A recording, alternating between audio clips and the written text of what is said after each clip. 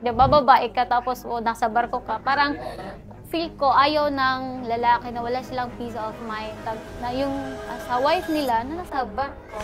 Sa aming profession, bali contractual kasi. So, no work, no pay. So, parang gano'n, kung wala na kami sa barko, di wala na kaming income. Personally, sir, nandito ako kasi gusto ko yung i-expand yung knowledge ko sa pagpiprint. Natuto lang ako sa YouTube. Tutorial lang, sir. Bali, nakita ko lang siya ba na, lang, kaya ko tong gawin, mga ganun. Dami pa palang kuan. Actually, sir, nakita ko yung Uniprint. Tapos naisip ko, ang lawak pala ng ng printing business. Akala ko dito lang, ganyan ko, wow!